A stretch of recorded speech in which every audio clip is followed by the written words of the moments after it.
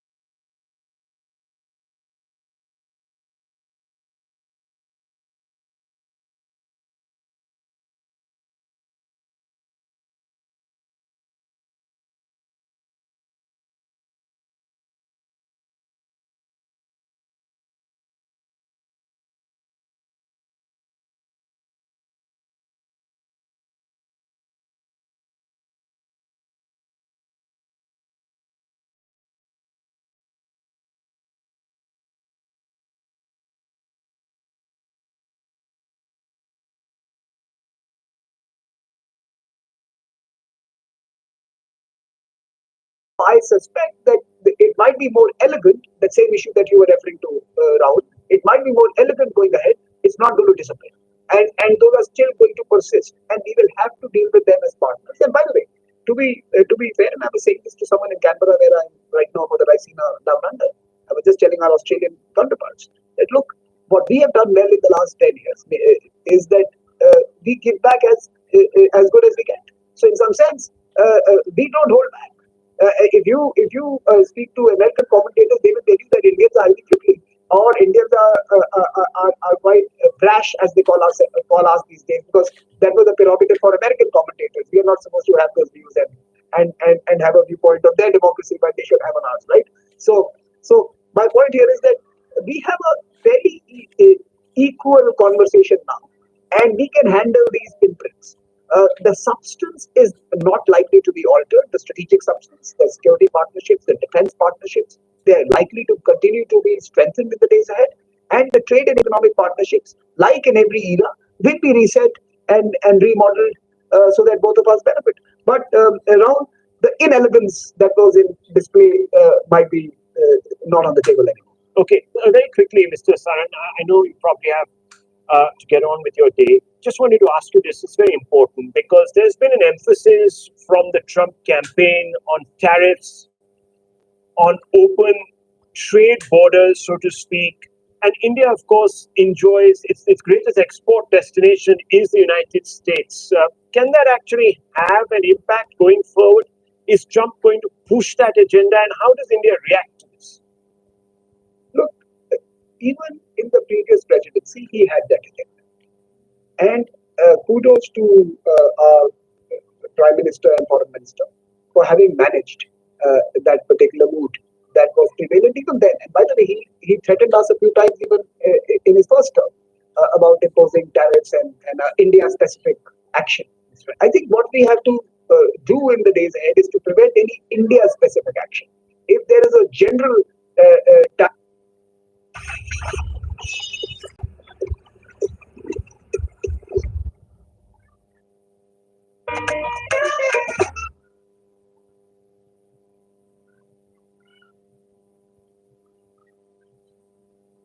Some things huwa hazichange, kama ile family recipe anti alipewa na shush, kama kujenga mwili na kuharibu jina. We, wacha kujaza chakula kwa mdomo, hakuna mahali kinaenda.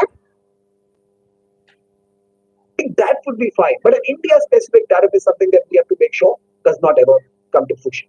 And in fact, if we are able to do that, and I'm quite confident we will be able to, I think the rest is a national prerogative. We have industrial policies, they have industrial policies. We have a Make in India that we promote so aggressively and with great pride.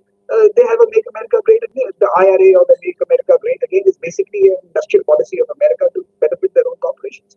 We will have to negotiate. So it's not going to be easy, but at least with him, it's simpler. We know what he wants. There is a degree of deal making which is quite apparent in the design stage itself that we can actually seek to. And since you have a global view, do you think that Trump is going to intercede and perhaps end wars? Most importantly, the Ukraine war on the continent, and of course, in our immediate neighborhood in West Asia? Look, I think there are three issues here when you look at a global scan. I think the most important relationship that will face some headwinds will be the transatlantic partnership. The oldest and strongest relationship is going to be under stress. That's the European-American relationship. And we'll have to see what the fallout of that could be. There could be a pulling back of the EU from the Atlantic relationship, in which case, what does EU do as its options? Does it start closing up to China? Does it start finding alternative trading partners like us or in other parts of Asia and Africa? We'll have to see how Europe readjusts to this new development. Or it could be that Trump 2.0 actually is going to do a new deal with Europe, where having seen the new European appetite for investing in defense budgets, there could be a possibility that he might change his mind on NATO and change his mind on the utility of the transatlantic arrangement. So I think the transatlantic partnership is perhaps the first one that I would point out. The second, of course, is the Middle East. And here I think there are two big questions in my mind. One, because of this presidency, is the Gaza operation going to now be subsumed into a larger Iran-Israel dynamic? And I think that is something that we should keep on the work for, because I know you know Donald Trump has been speaking about Iran during his campaign as well, and I have a feeling that this could very well become a Iran-centered conflict rather than the one that deals with Hamas and the Palestinians and the Gaza Strip. So I think that's the second area that we need to watch. And you'll have to see this in the context of the fact that he's also the architect of the Abraham Accords, which seeks a Middle East that is at peace. And in some sense, Iranian peace with Saudi Arabia and with others embellishes the peace arrangement that had been architected by him. So he has to balance his friend Netanyahu's desire for a tactical response versus the larger objective of a peaceful Middle East, which can be conducive for American businesses and American economic growth. So I think that's the second area we should watch out for. The third, of course, is the Indo-Pacific and China, and of course the Quad. And here I think there is going to be a degree of continuity. Because basically the Trump policies were adopted by Biden, and I believe the Biden policies are going to be, in many ways, be carried forward with Trump's own flavor added to it the second time around. So in that sense, I think the third region has a greater degree of certainty than in the other two regions, which are the Middle East and the European relations. Are you surprised that the Sensex is sort of rocketing up and also, of course, the Dow futures? No, I'm not surprised. So I'm not surprised at all. Look, he ran on taxation, on lower taxes, right? And the other one was running on higher taxes. So I think his presidency might actually now give a new lease of life to the stock exchanges that were struggling over the past few weeks. In some sense, they were plateauing or moving marginally up and below their normal levels. But I think you would, in some ways, it's a pro-business election. In many ways, the businesses see this as a pro-business election, and Elon Musk ran the campaign. So in some sense, you see a corporate mogul being actually acknowledged by him in his first speech as being the man, and his business being described in glowing terms. So yes, I think you would expect that the stock market would respond to the Trump election, even though most other left of center channels have not yet responded to it. I have not seen any one of them yet declare his presidency, unless you have, Rahul, and I have missed out on something. But I have not seen anyone calling out his presidency. Well, look, Samir Saran, fascinating to speak to you as always. Thank you very much for that 360 view, especially also from an India perspective. Let me just very quickly tell you also that Prime Minister Modi has been one of the top 3 global leaders, in fact, very quickly on to actually have congratulated Mr. Trump. And that very interesting that you have Zelensky, Macron, and Modi congratulate Donald Trump right up. Yes, very interesting. What do you make of that, actually? What do you make of that? I don't want to make anything out of it.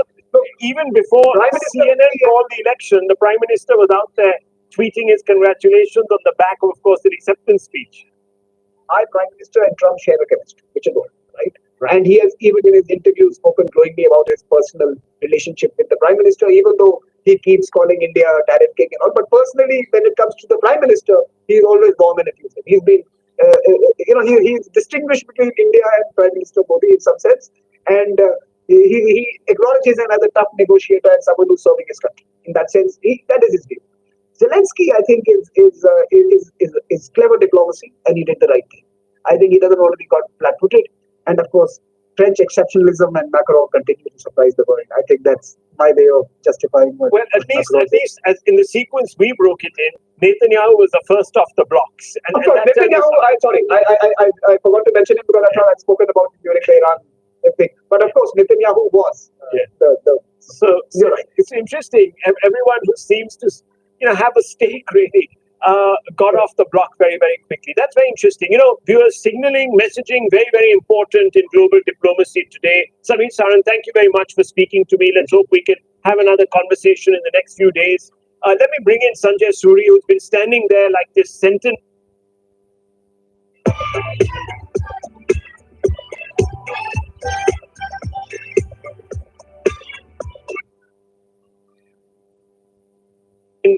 Perhaps some of the mistakes that Harris made and where really Trump won this election.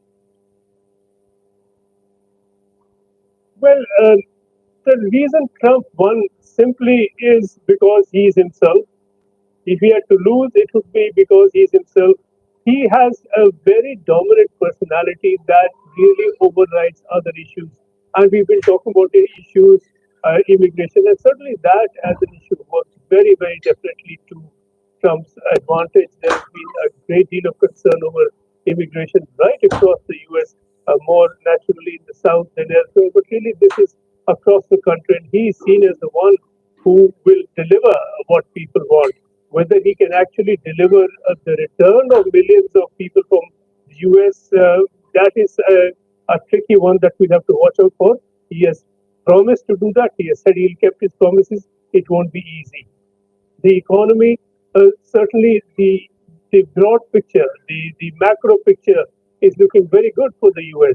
But that is not to say that that is how people are feeling it. People are feeling the expenses very, very heavily. And this is turning out to be a struggle for the middle class. And the economy is something that he's promised a place to deliver on. So that clearly worked for Trump. Not the economy, of course, not delivery, but the promise of delivery. But really, these are issues with better bet by a significantly larger number of people than would have trusted Harris for it.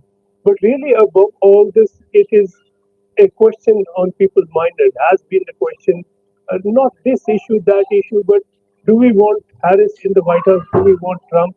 Are we happier with Trump as a leader or Harris? And I think that's where, on the strength of being who he has prevailed, even if that means that he has a personality with what many people see as a problem. Well, that is how people see it. But certainly that has worked for him. That's delivered presidency to him in this remarkable second term. So the two things that happened, which sort of made people lose focus really of the real issues, and perhaps also of Trump's connect.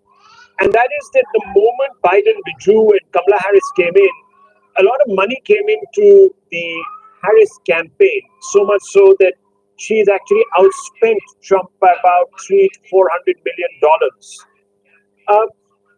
All that support, that bump in the polls, etc., all seem to have somehow come to naught. And isn't that very striking? It is, Rahul, and I could actually see some of where that money is being spent to touring Pennsylvania. The Democrats were all over the place. Their office was buzzing. They would have hundreds of workers at one center, more at another. They had resources, they had placards, they had transportation to take them door to door and deliver the message, persuade people to come out and vote. This was a saturation outreach, and it was a very well resourced, very well funded outreach. There was no question about that. The fact is that it didn't quite tip the numbers over as they had expected it would, and as many of us expected it would. The Republican physical outreach was almost minuscule relative to this, certainly across Pennsylvania. And that was the one that both parties put really, they put everything they had into that campaign in that state. So the Democrats have tried, they have been better resourced, but there are factors that have prevailed for Trump, and I wouldn't quite accept that the race issue has now been erased from the US and that this election is evidence of that. That clearly is not the case. Of course, we await more data on this. But in Georgia, for example, there was a survey carried out on the voting pattern, and very clearly it is people who are white, people who are male, who came out overwhelmingly to vote for Trump. On the other side, we have seen a slight increase in vote for Trump. But that is not to say that we are seeing a balance. That is not to say that we are seeing the imbalance erased. There has been some readjustment, and in society terms, that is to the good, of course. But it's not something that has quite disappeared. This has not been a color-free election. Very interesting perspective there. But let me just come back to you on this point, and this is important, on the Harris campaign and the fact that she hasn't delivered a concession address even now. Is that surprising to you? I remember in 2008 when Obama won, and that was, again, the first black American to have swept into office. Harris would have been the first black woman, minority in a minority actually, to have swept into office. But against McCain, that was, and McCain came out and gave this glowing speech, which was really heartwarming and eschewed of all, rancor. It was a beautiful speech that carried the moment really and underlined history. We haven't seen Harris come out and concede. Are you surprised at all? Well, I think this is just a matter of time. I have no doubt that she and some of the people working with her are at the moment scripting a teary speech that should happen sometime this morning. That will be on its way, and she has, of course, no choice but to concede. And she has to say something when she does so, and we are waiting to hear what that will be. But clearly, she hasn't quite desolated. She did, as we heard, propel herself through her career very aggressively, one has to say, moving up the ladder within California in legal positions from one to the other. Then she did form associations that would help her career, and she was targeting the White House all along. This was also very clear. We know from her that she had her mother messaging her, and the thoughts of her message that never do anything harm. Go for it. Just go for it all the way. She has been driven by all that, and to have now really come unstuck at the end is going to be devastating for her. There's no real political comeback for her after this. We'll be hearing a farewell from her. She will offer her views on what went wrong. She will also, no doubt, suggest that it didn't go as badly wrong as the broad numbers suggest, that there's been a good deal of vote for her, even in the swing states, that it was a relatively narrow loss. No doubt we'll hear all that and more from her fairly soon. Well, looking forward to all those developments. Rolling coverage continues here on CNN News 18. Thank you, Sanjay Suri. A brilliant job done by you. We're going to take a very short break. But before that, hear from the 47th putative President of the United States, Donald Trump. Truly be the golden age of America. That's what we have to. It turned out to be a good choice. I took a little heat at the beginning, and we're going to have a great 4 years, and we're going to turn our country around, make it something very special. But we had no wars. They said, he will start a war. I'm not going to start a war. I'm going to stop wars. Many people have told me that God spared my life for a reason. And that reason was to save our country and to restore America to greatness.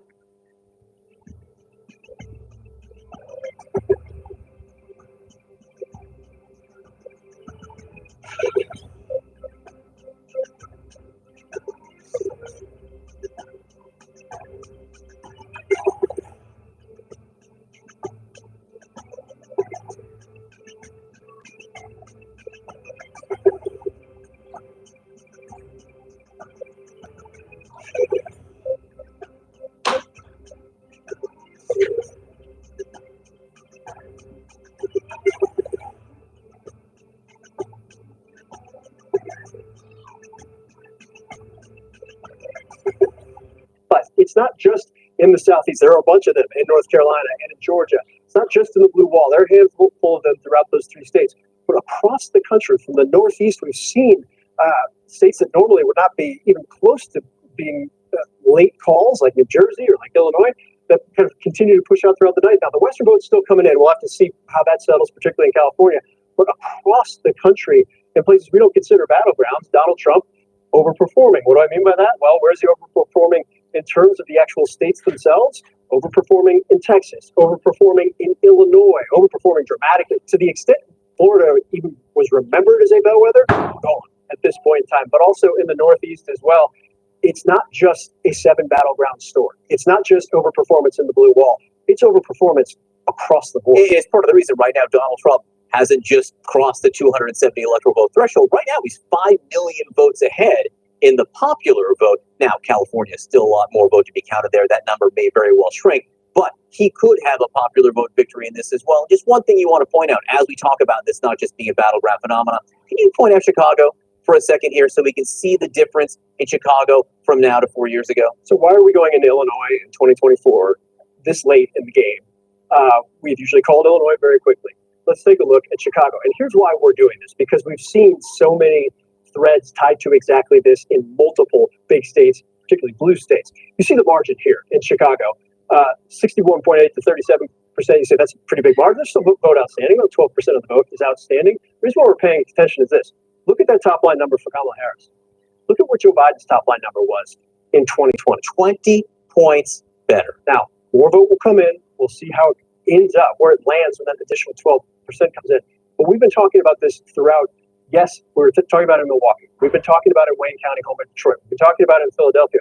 You can also talk about it in Newark, New Jersey, in Baltimore, Maryland, in Prince George's County, Maryland as well. Blue states that stayed blue tonight, where in urban parts of those states with majority African-American populations that traditionally vote 80% plus for Democrats, Donald Trump chipped away at those margins. And in some cases, like the case of Chicago, chipped away pretty substantially. And let's go into Pennsylvania, which may have been called or projected when a lot of people were sleeping here. So Trump doing better in some of those blue areas, but in the traditional red areas that he's done well in the past, as well or even better. Yeah, he's overperforming in counties nationwide. Let's look at some of the counties that he's overperforming here.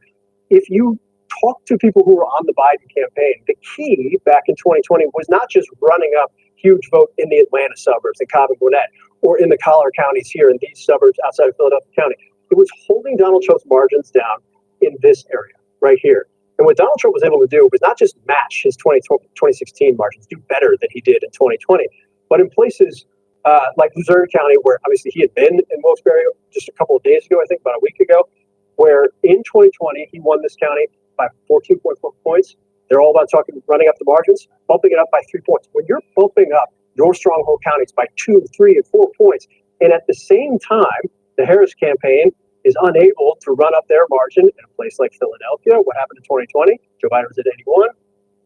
Currently, Harris is at 28. We'll see, or 78. We'll see where that comes in. But also right here, Bucks County, one of the collar counties, by far the swingiest of the collar counties. Joe Biden was able to win it by about 4.5 points.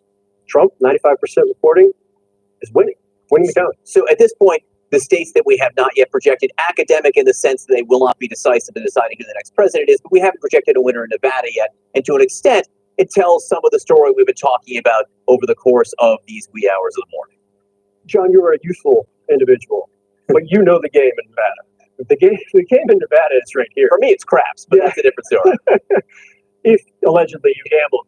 Look, Clark County is 75% of the state's voting population. For Democrats, this is their firewall. This is what they set up both in early vote and mail, but also on election day. The union workers, the Reid machine, for those who remember the late Harry Reid and what he was able to put into place here. Clark County was what Democrats had to have from a 7 to 10 point cushion in this Democratic county to offset whatever the Republican was doing in the rural counties and potentially a swingier county in Washoe.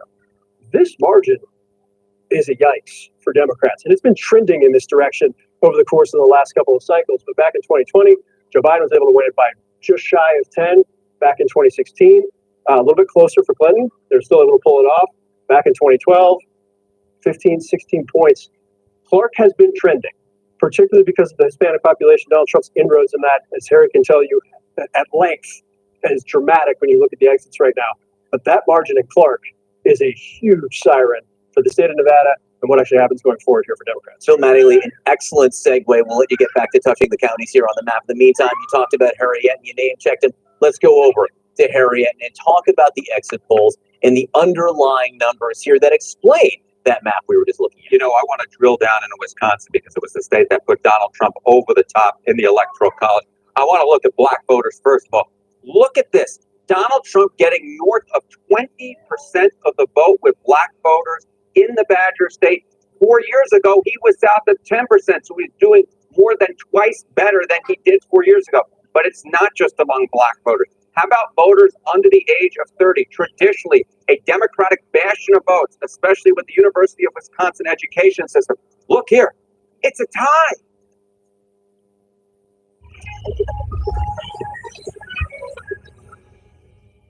The conversations and a possible way forward is easier for India and Indian interests with Trump there than it likely would have been with Harris. And of course, the social coalition that backs Kamala Harris, also, of course, the caucus within the party, the Democrat Party, would have expected her to take perhaps the most strident position on human rights issues, Sanjay Suri, but that's not going to happen. Well, that that is not Trump's language. That's not the tone of his presidency leadership. That's not his style. Though again, we do need to recall that on the H-1B visa issues, it was the Trump administration that took a hard line, and the Indian government had some difficulty with that. So these are not absolutes. So we can certainly look forward to an easing of issues, and the rapport you speak of, and no doubt there is a very strong rapport there between Modi and Trump. That certainly is going to help to ease out some of the creases that may arise, some of the humps that already exist. There are many moves that potentially could be made to strengthen operations at the Quad to strengthen economic ties, intelligence cooperation, defense cooperation, and a push from the top and a will from the top is very much more likely with Trump there than it might have been with Harris, who perhaps. Okay, very quickly now. Very quickly, let me cut back. I didn't mean to cut you off, Mr. Puri. I just wanted to cut back to CNN, the news feed. There's more analysis of the election result unspools on the channel. This trend continues. Let's give you an update on some key race alerts now. These are results coming into CNN as we're getting them. In New York's 19th district, this is in the Ithaca area. Josh Riley, a Democratic attorney, is currently about 3,600 votes in front of freshman Republican incumbent Mark Molinaro, 94% of the vote in that New York district. Another one to tell you about, this one on Long Island, another district Joe Biden won 4 years ago. Laura Gillen, a town supervisor in House District 4, is currently leading Republican incumbent Anthony D'Esposito, former NYPD officer, by roughly 6,148 votes, 92% of the vote in this district. Looking at the first House district in Arizona, this is the northern suburbs of Phoenix. You have Amish Shah, the Democrat in this race, an ER doctor, a slim margin, 742 votes ahead of incumbent Republican David Schweikert. Obviously, still a close race there, 56% of the vote in. Now, let's get you some more key races where Republicans are leading. Let's take a look, beginning with the state, or rather the district in Pennsylvania in the Lehigh Valley area. This is House District 7. You have Ryan McKenzie leading Democratic incumbent Susan Wild by roughly 5,500 votes, 99% of the vote in there. It looks like it's trending in Republicans' direction. In Michigan, House District 7, Tom Barrett leading by 17,000 votes against Curtis Fertile, 97% of the vote there in the 7th district. This is in Lance. Ladies and gentlemen, it's been a great show tonight. The award. From Alaska, Nick Begich, the Republican in this race, leading the Democratic incumbent Mary Peltola. She's a freshman, who's actually the first Native Alaskan ever voted to Congress. This is a ranked choice, sort of open format in Alaska, so you'll see her going up against a fellow Democrat. But right now, Begich, 5,800 votes ahead, 55% of the vote in this at-large district, obviously Alaska, a state that Donald Trump won. So what does all this mean for the balance of power in the House of Representatives? The raw numbers right now, 169 for Democrats with one pickup, 197 for Republicans with four pickups, 69 seats remaining up for grabs. Anderson, as you know, 218 needed for control of the chamber. Boris Sanchez, thanks very much. We'll check in with you a little bit later on as well. Ashley Allison is joining us, as well as Scott Jennings. I want to hear from both of you. Ashley, obviously this is not the outcome you had hoped for. What do you think? What are you looking at about what went wrong? Well, I think she wasn't able to put the coalition together she needed to in each of the states. It was never going to look the same, but we've always talked about this would be on the margins. So if you pull off even 1% of one of your base constituencies, which he was able to do in many of them, you were not going to be able to keep that state or hold that state. And so I've heard a lot of people talk about the conversations we need to have, and I think we do need to have conversations as a party. But the conversation I want to have for people who showed up and voted for Kamala Harris and tell them to hold their head up high. I remember in 2016 having to walk back into the White House today, and I was embarrassed to go to work because I felt like I had failed our country. Despair is not the time to lose hope. It is the time to dig down, to do some soul searching and fight for a better day. Many of the communities that are most vulnerable and that are really afraid right now, the trans community, immigrants, people of color, even if there's polling or outcomes that are showing that some people of color voted for Donald Trump, you're worthy, you're visible, you're not alone. And so you can feel what you feel right now, but we have to do work to protect the most vulnerable. Well, viewers, there you have it. The 47th President of the United States will be Donald Trump. He scripts an unprecedented comeback, only the second president to have returned to office after having lost after a first term. That in itself is unprecedented.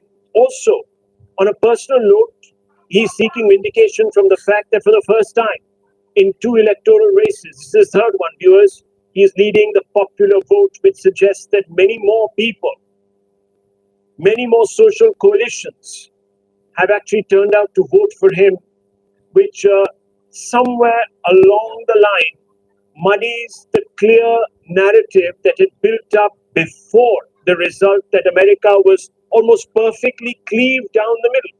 Here it is now quite clear that there are minorities, there are other groups of the voting public that might have crossed the aisle. Is that a good thing? Will that make America more cohesive, united? Will it lead to perhaps more magnanimity from Trump? All that we can explore now with Professor Salvatore Babones. We know him very well here in India. He's, of course, an American sociologist, leading intellectual. Professor Babones, first things first, how do you see this election result? What are the 3 or 4 data points that stick out in your mind on the back of which you can make certain assumptions? The most incredible fact about this election is that it appears that Donald Trump has won the popular vote, and not only won it, but won it convincingly by a similar margin. I mean, to that with which Barack Obama won the popular vote in 2008 and 2012. I mean, this is not a squeaking by victory of the kind that all of the pundits had predicted, except I may note me on News 18 last night, where I told you that I strongly expected this to be a big Trump win, not a narrow Trump win. This winning the popular vote is just almost unprecedented for a Republican candidate in modern times. And that reflects the fact that Donald Trump is not a conventional Republican candidate. If I could trace this victory, the popular vote victory, to just one cause, it would be the shift in the vote of African American men. You just heard on CNN the commentator talking about the Democratic coalition. The Democratic Party has long treated its voters as a coalition of specific groups.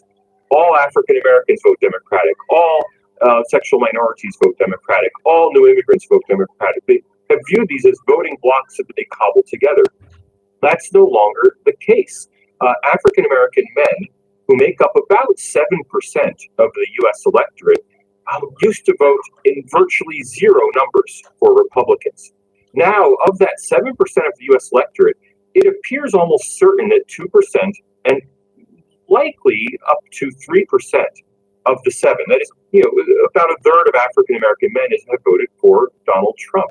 If that's the case, that swing in the African American vote from being 100% Democratic to being, a Democratic leaning group, that swing in itself is responsible for the entire popular vote swing between a typical Republican candidate and this Donald Trump win in 2024.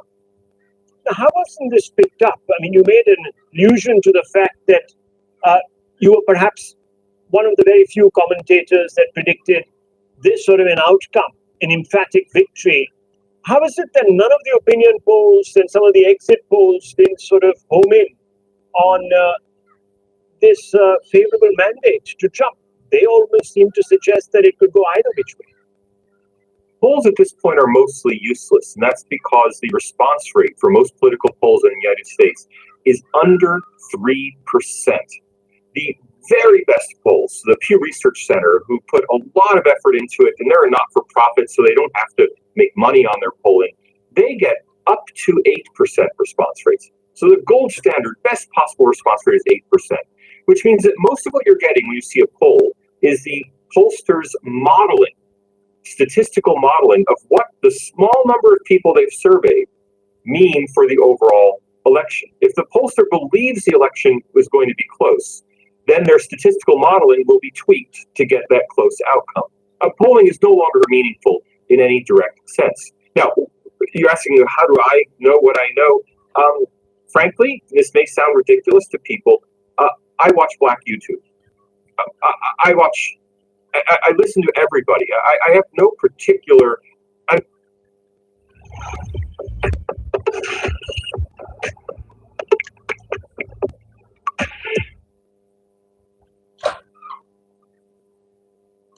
Twitter, the shift in minority voices in America from being overwhelmingly anti-Trump, anti-Republican, Republicans are a bunch of white country club members, to minority voices being very interested in Donald Trump and what he has to say, reminiscing about the Trump presidency. After all, minority incomes rose during the Trump presidency for the first time in 40 years. I mean, it's not surprising if you follow actual minority voices, instead of being white and surveying minorities, if you actually listen to people from minority communities, the shift was very clear. Yet, many people amplified some of the, how should one put it, impolitic comments that Mr. Trump made about minorities of a certain ethnicity in the campaign, saying that this is the kind of prejudice he encompasses as a leader. And yet you're saying these minorities, in fact, if I look at the statistics, Mr. Babon, then of course you're the master of that, we're also seeing Latino men that seem to have gravitated towards Donald Trump. How would this happen? It happened because the era of soundbite politics is over. In the United States, at least, the mainstream news channels in the United States get tiny viewerships compared to social media. And on social media, you get long-form journalism. You get to hear what a person says. All of Trump's speeches are available on YouTube. All the talks, I mean, the Joe Rogan podcast that Trump did lasted 3 hours, and Joe Rogan has tens of millions of listeners. It's hearing the entire talk rather than the soundbite. You can pick out sound bites from Donald Trump that sound anti-minority, that sound bad. But if you listen to the whole clip, if you listen to the entire speech, you quickly realize that this is just something that has been taken out of context from a much longer statement. And I think people are intelligent. They do now go to their own media instead of having to rely on a major network to provide a 5-second soundbite. They're much better informed than the major media maybe would like them to be.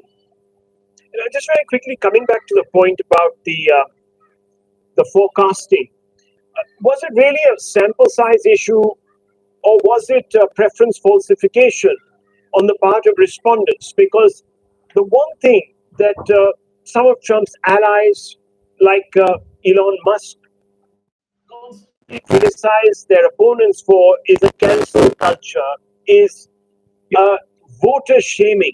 And that we're used to here in India too. Do you think that some of that, the fear of being cancelled, etc., made people a little conservative, excuse the pun, about voting for Mr. Trump?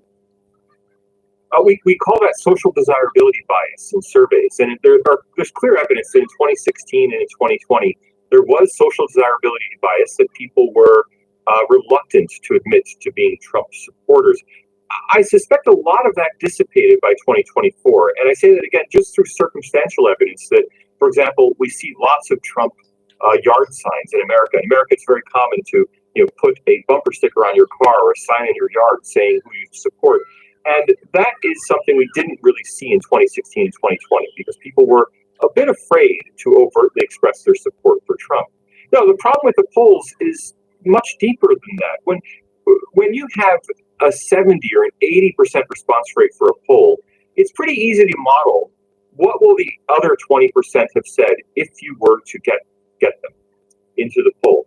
When you have a response rate of literally 3% or 2%, that means you have no idea what most people think. You have to extrapolate from the 2 or 3% of people who respond to the poll what the other 97 or 98% of the population believes.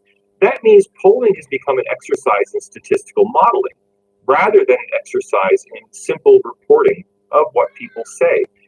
When that's the case, the biases, I wouldn't even say the biases, the expectations of the modelers entirely drive the result that they get.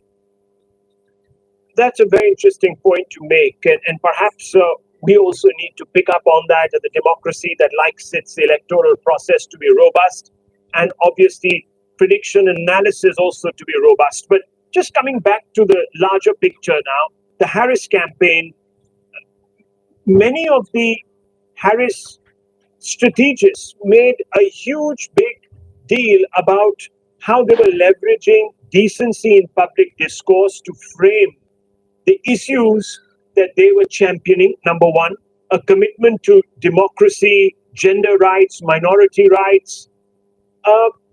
Where did it go wrong for Kamala Harris? And are these not issues worth fighting for? Has the Trump wave now subsumed America in a sort of coarser discourse? There's certainly a coarser discourse, and that reflects a shift from mainstream linear media to social media. The United States is now entirely a social media country. Social media stars get far higher multiples of the viewership of mainstream news channels. I mean, it's not even comparable at this point. Joe Rogan's viewership exceeds that of all major American cable news channels combined. Now, with the shift from a very manicured mainstream media presence to a much more open social media, comes a shift from a more formal language to a more informal language. You or I speak very differently when we're talking on television than we would talk in a conversation. Now, Donald Trump throughout, for the last 9 years, has spoken in public just as he would speak in a conversation. If you think of Donald Trump as your, a crotchety old grandfather, nothing he says would be surprising. That is, in a very opinionated elderly man, there's nothing he said that would be out of the ordinary, that would raise your thoughts like, why is he saying that? It only sounds strange because it's being said on television. We all speak differently to a formal audience than we do to an informal audience. Donald Trump has been running a campaign below the fold, that is, running a campaign entirely on social media, while the Democrats, and Kamala Harris in particular, has been running a campaign above the fold. It's been entirely a public campaign, campaigning to mainstream media. And of course, the register of their voice and conversation reflects that. Well, stay on with me, Salvatore Babones. I'm just going to go across very quickly to Sanjay Suri to get a few updates from the ground now. Sanjay Suri, what's unfolding in both the Kamala Harris camp and the Trump camp? Salvatore Babones, stay with me. Yes, Sanjay Suri. Well, that, Rahul, is rather simple elation on one side, depression on the other. This is the very first stages of victory for Trump and the defeat for Harris. But just to consider a thought arising from the conversation a minute back. Yeah. The fact is that, we still don't have a Trump landslide. Let's say the swing states. In these, the Reds have crossed the 50% just about. Just about. Now, it's the 2%, 1%, 3%. It is that vote that has made the difference. So even the polls were not necessarily wildly off their targets, though clearly not spot on accurate. But that does mean that the groups of people, or just let's say the aggregation of individuals who helped to cross the line, and they've done so in all the swing states, the Republicans, that is, of course, that could be any group. Oddly enough, it could even be women. As recent as just a few hours ago, a suggestion has arisen that based on early data, the number of women who voted for Kamala Harris is reduced from the number of women who voted for Joe Biden. Again, Democrat. What Democrat? The last time, Democrat this time. So it's a reduced women vote. You could even argue that that small difference has been made by women turning away from Kamala Harris. And who would have thought that that is a likely scenario that could make a difference? That's an important point. Any group, it could be. Let me bring in Professor Babones, who is a sociologist, of course, very well known to all of us. Professor Babones, why isn't America ready for a woman president? This, we saw that with Mrs. Clinton. That didn't quite happen. Everyone thought she'd be the one. And now, of course, Harris. America is certainly ready for a woman president. I don't think that's the issue. We've seen 45 men be defeated in the election, in the vote for president over the last 2.5 centuries. Somebody has to lose. And the fact that the loser is a woman, I really don't think is relevant here. I mean, the idea that if all women voted for a woman candidate, we would see a woman candidate win with 75% of the vote. I mean, people don't vote based on gender. Every family is split into roughly equal numbers of men and women, and families tend to vote the same way. So I think I would just resist the entire question. The idea that, why will people vote for a woman? Well, half the country voted for a woman, and in fact, nearly half of Kamala Harris's voters, we will find out, will have been men. It's not, this gender issue, I think, is a non-starter. When a strong female candidate is put up against a relatively weak male candidate, we'll see a woman win the presidency, as indeed Hillary Clinton nearly won in 2016. Remember, Hillary Clinton won the popular vote in 2016. Kamala Harris has fallen far short of Hillary Clinton's success there. This is being described as a mandate, a clear mandate, a crystal clear mandate for change. What sort of change are we talking about, Professor Baboons? But there's always a mandate for change. Every election's a mandate for change. I don't think that's a particularly important narrative. This is a mandate for Trump. And let's be clear. And although a narrative can be spun that it's not such a big win for Trump, I'd just like to, point out the massive swings that have occurred. So in my birth state, where I was born in New Jersey, the final poll done before the election suggested that Kamala Harris would win New Jersey by 17 percentage points.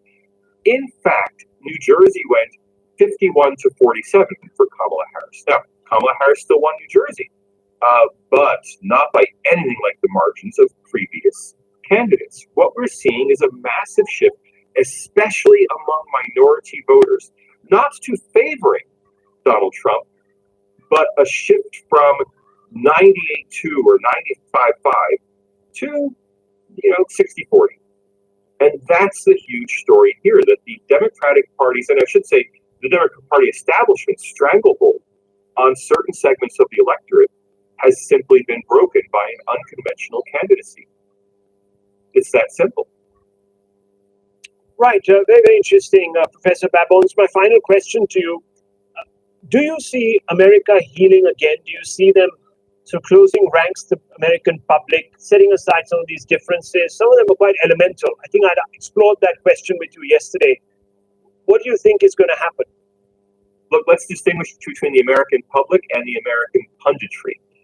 The American pundit class is going to melt down over this election result. We will see, organized people calling themselves the resistance to Donald Trump. It will be extreme, especially after the Trump administration takes off.